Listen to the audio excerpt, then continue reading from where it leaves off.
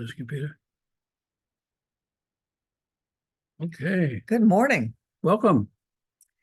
It is April, and it is April 21st, isn't it? 21st, yeah. 2024. Our topic today is May Day, May Day, Earth Day. And the secondary topic to that is staying safe emotionally and spiritually and physically, of course. And so we're so glad you joined us all. Uh, with tomorrow being Earth Day, it's particularly poignant for me when I watch things, particularly on Nova and whatnot, about earth changes and what's happening with our earth. It gets darn right scary. And we see all the bigger storms in the country, and the permafrost melting in the north, in the Arctic air regions, and the oceans rising. And I think we've absolutely traumatized our young people who have less optimism than we did at their age. And so Bob in particularly wanted to start this theme about, well, how do we stay safe? Yeah, I'm hearing people on the background, so Yeah, please mute yourself if you're not. yeah, thank you. So, how do we stay safe? Well, I think I thought a lot about this, and yesterday, Judith and Pamela Pamela Gray. Pamela Gray did a workshop, and I was particularly struck with something that Pamela said that was just really, really very powerful. She changed her vocations, and when she changed her vocations, the first thing she did, which I never would have thought of doing, was to put away all the awards, all of the credentials, and all of the items that she had, Diplomas. diplomas that she had that told her who she was in relationship to the work she was doing, but also could be what happens to all of us or a lot of us is which our credentials become a kind of picture of who we think we are. And she set all of that aside. And I thought, well, that's interesting. And she didn't want anybody to know what her background was because she wanted to do something that's really very important. And this is the part I want to talk about. She wanted to approach the problem or the job that she had with an openness, not to making it fit to old ideas, but to an openness of what was the idea being presented. And really what she was saying, I think, is how can I do some original thinking? How can I bring my present self to this occasion? And it made me think a lot about how we scare ourselves when the world that we live in doesn't match the mental pictures we have of the way things should be. We have lots of ideas. We have a framework, if you will, of beliefs that says things have to fit into the system. And if they don't, we get scared. And we get scared and we react in a kind of fearful way. And what she was saying was if we don't do that, when something happens or something shows up in front of us, we have choices as to how we will integrate that into this new way of being. We are open to the possibility that something could happen that's original rather than to fit into an old system or an old idea or an old ideology. When you have a system of thinking that helps you move yourself forward, it also is a system that is limited to things that will fit into that system. And so what we really have to do is allow ourselves to not be afraid of what we're seeing by saying, this is a condition and I'm not a condition. This is a condition that is subject to change, and the change may come from many places, unexpected and expected. And so when we look at the ecologic system that we're dealing with, it looks really like we're, nothing could be closer to the end times than everything that we know ending because things aren't working. At the same time that seems to be true, it's true in our system of understanding. What if the way things are breaking down is what's necessary for the way things are going to break through? What if what we're preparing ourselves for are breakthroughs in every area? What I know is when something's broken, we tend to want to fix it. Until it's broken, we say it's not that broken, it's okay, we can live with it. We're getting to a point in our Earth times where it's not a lot, we can't live with the way it is.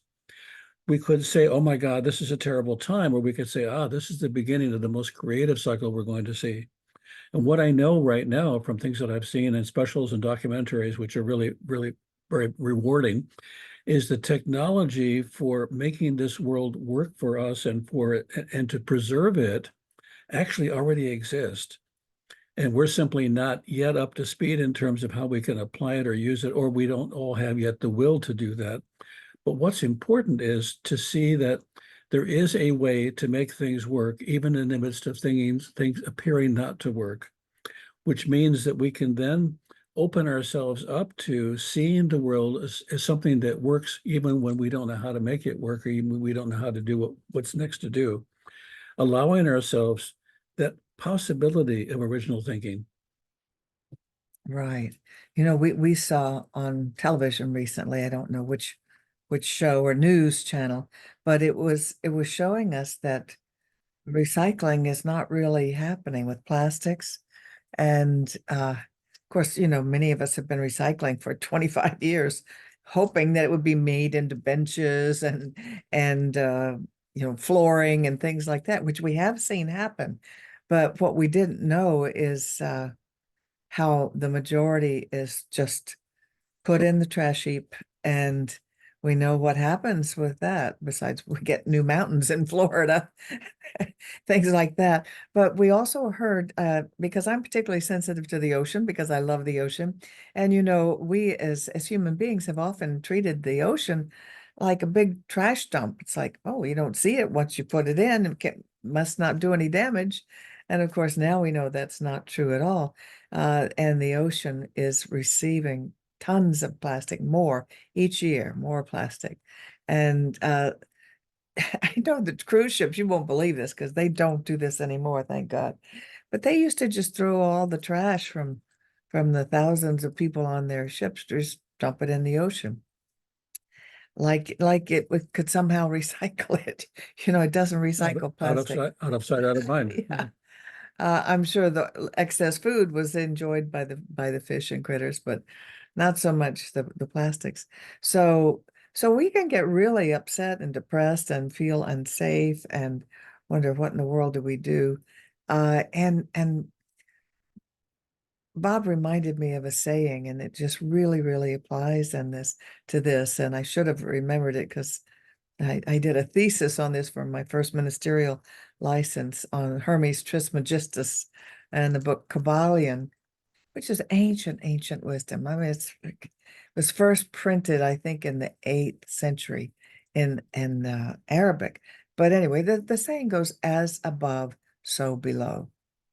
And this applies to this situation as well, because we interpret that to mean, you know, as, oops, can't do that, as up here, so down here, and as we think, so do we create.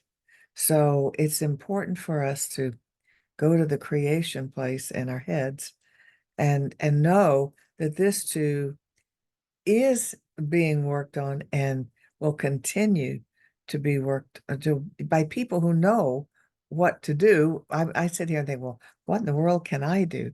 I just do my part, you know, because I'm not a scientist. I'm not a engineer to figure out how to do these things, but I know there are those that are working on it.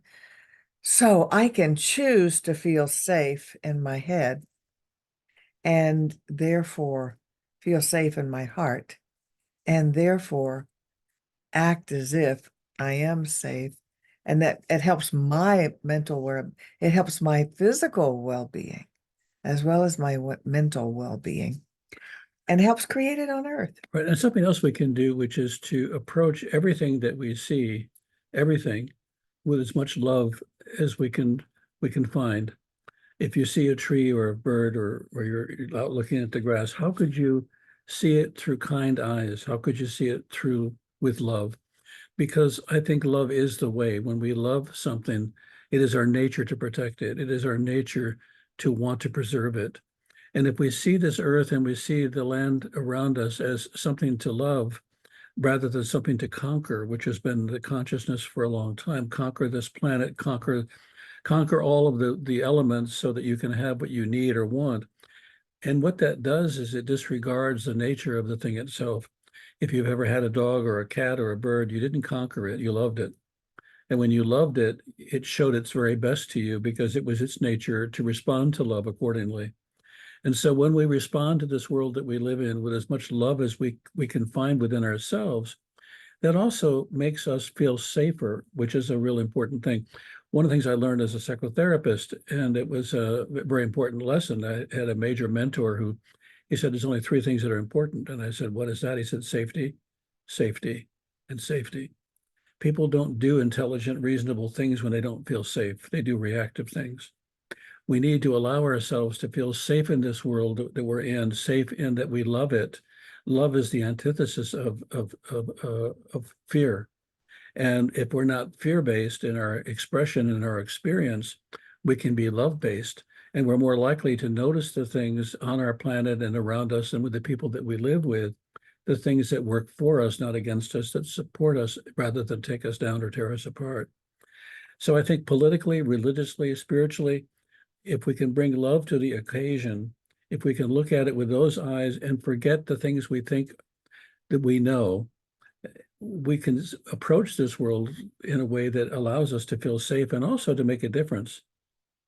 Well, I love the way you talk about as we regard the earth, because I've heard it say this rock that we live on, and that's the way we've treated it, this planet Earth. We treat it like a big rock, Something to chip a away. very inorganic uh, object, you know.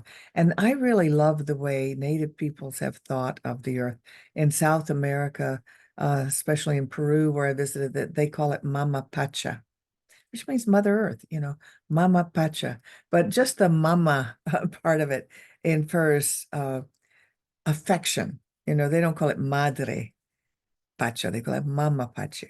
And Gaia is another name given to Earth as a being, as a being. And of course, the Native Americans here treated all aspects of life on Earth as sacred. And that's something that I think we need to bring back Mhm. and feel ourselves, so that we don't just consider Earth a big rock with water on it that we can use and abuse. Well, a story that I heard a long time ago, and I suspect everybody that's listening today and that will be listening tomorrow has heard this story before, but I want to share it anyway because I think it has a profound meaning to it. In the Native American culture, the way the story goes is the child is asking the grandfather about himself, and the grandfather says, "We each have within us two wolves." And the one wolf is a survival wolf. It's a wolf that will kill. It's a wolf that will do whatever it needs to do to get ahead, to win, to be on top, to be powerful. And the other wolf that we have within us, or that you have within you, is the wolf that is kind and that is caring, that is supportive of the nature of things around it, that cares about the tribe or the group. In the case of the wolf, the pack. And the grandson says to him, "Well, Granddad, which one am I?" And the granddad says, "Whichever one you feed." And why that's important is that when we feed our consciousness with love, when we see the world with love, we encourage the wolf that's within us that walks on the earth as part of the earth. When we treat the wolf that's the carnivore, that's the hunter, the only thing it's interested in is making sure it gets fed and that it wins, or it's on top, it's the pack leader. And the truth is, we each have both of those wolves within us. It's not just one. We're not all good. We're not bad. We have a divided nature, if you will, in that sense that we very quickly, if we're pressed into a bad situation, become reactive and are willing to battle to survive. And there's not a lot of love and kindness, but it doesn't fit then in those occasions. But I think we often misread occasions. And when we see an occasion that could bring us to anger or frustration, and we decide, in fact, to bring love to it, it changes how we react to it. It changes how we deal with it.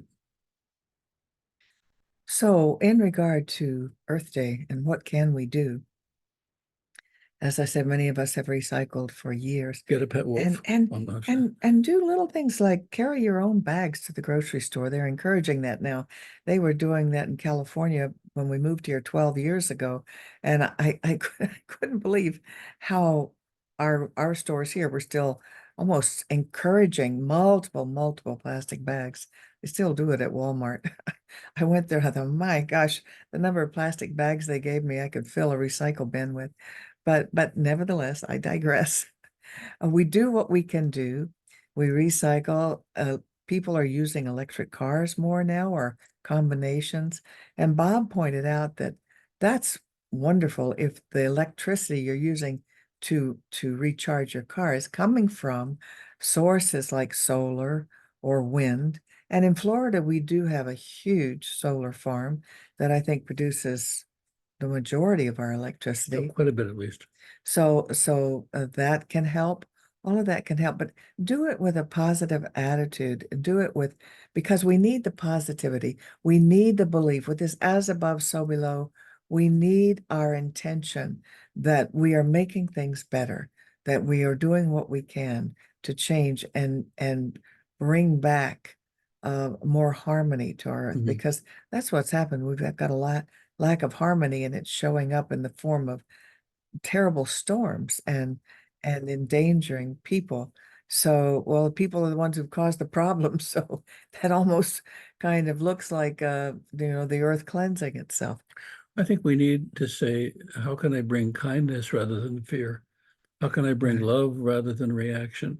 I don't want to be a survivor. I want to be a thriver. And I want to thrive in this world by bringing to it the best that I have in my beingness. How can I be here today on the planet in a way that fits in, works, and causes others to thrive? You know, my work motto or my work mantra is uplift, encourage, and empower. And I came up with that because I work in a mental health facility where people need to be uplifted, encouraged, and empowered. But I thought, isn't it interesting? You came up with this idea at a mental health facility, and then when you get on the road, is that still your mantra?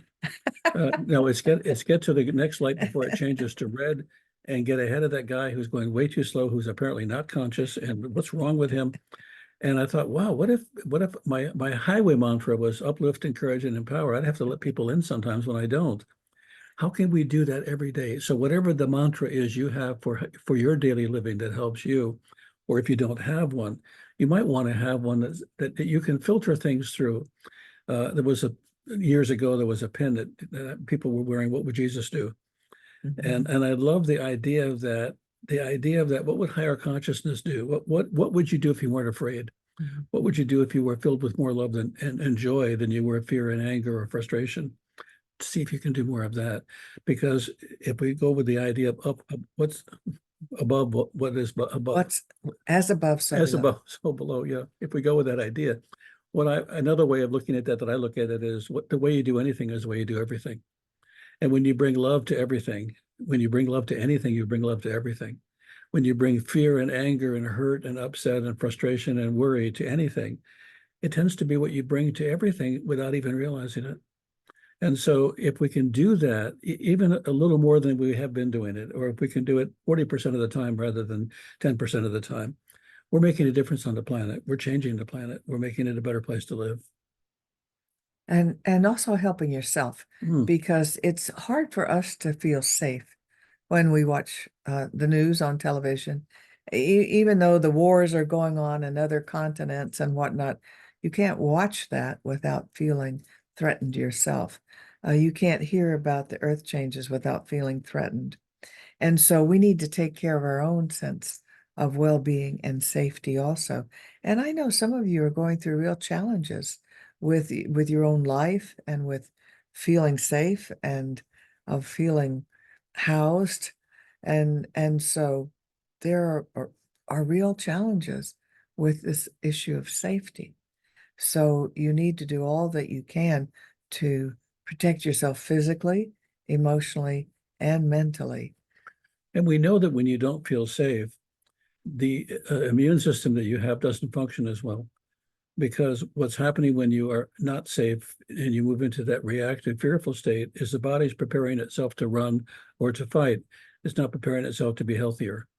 It siphons off all the energy that could be used for the wholeness of being to how fast can I run? What do I need to do? And how quickly can I do it? And so when we approach anything with patience, with kindness, with love, with questions, with thinking, we change the way in which we are in relationship to the world. I would love it if we would often say more often, and I heard this yesterday in the workshop that you and Pamela. Pamela Pamela were doing, which is I'm curious. If we would be more curious than judgmental, if we would be more curious, we would be appealing to our higher intellect and allowing the heart to be open. Exactly. So, for our Earth Day celebration tomorrow, we urge you to be mindful about it, I'm gonna get a half a to- tank of gas now. We'll get a full tank. to love Gaia or Mama Pacha or whatever you call this thing called our Earth home. We need to love it and do what we can, and do what we can in mind, because we know what we visualize, create, and expect comes forth in manifestation. So even though we're not doing all of the work, seeing it happening encourages it happening. The way we have been behaving on our planet that has been harming the planet has never been something that we did in a big way. We have done the damage we've done in very small ways, and it's cumulative. Why do we think that we have to change the world for the better in a big way? We're going to change it in a small way. Many of us changing it in a small way. Many of us just changing our mind about the way we're going to do things or be in the world. That is the way change happens rather than the big change. Unfortunately, what happens is we scare ourselves into believing there's nothing I can do without realizing that changing your state of mind changes everything. When I was on the board of directors for our organization some years ago, whenever we had tough decisions to make as a board, we had somebody sitting in the back of the room, quote, holding the higher consciousness. The idea was, and I love the idea, that one person thinking clearly, thinking with kindness and love, looking for the highest and the best outcome, could have an influence and have an effect on the entire group and on a decision that was being made. And I participated with that also, and it was called Keeping the High Watch. Yeah, I So love that. someone was sitting there, not participating, but staying in a meditative state, knowing the truth was love and abundance and joy and all of that. And if anything started getting contentious between members, she would call a halt to the proceedings. She or he would call a halt to the proceedings. We would do an affirmative prayer, and then we would get back to business. So it's a beautiful process to keep the high watch, and that's what we need to do too, is keep the high watch for Gaia, for Mama Pacha. Well done. Well said. Thank you, thank you. Thank you for remembering that procedure. So now we'd like to take the opportunity to invite those of you who are watching, either now or later, because many watch later on YouTube, our YouTube channel, which is CSL Palm Beaches. And so we'd like to invite you to share with your good, for example, your financial good, and screen share, yeah, green button. So this is how you do it. You simply go to our website. Golly, it got cluttered up. Our website here, which is, can't even see it. Are we doing this in some kind of view? Can't, But anyway, it's cslpalmbeaches.org. We're a not-for-profit, so it's org, not .com. And when you do, you will see these buttons. There's a way to donate, way to contact us, a way to ask for help from our spiritual coaches, our practitioners of the science of mind, what classes we have, newsletters, all kinds of things there. And we invite you to go to our website, participate, share with your financial support. And we like to do this with an affirmative prayer or an affirmation. So let's say it together. My investment today is made with the full realization that God is the source of my supply and returns it to me enriched and multiplied. And we know that's true because we experience it. So I'm going to stop the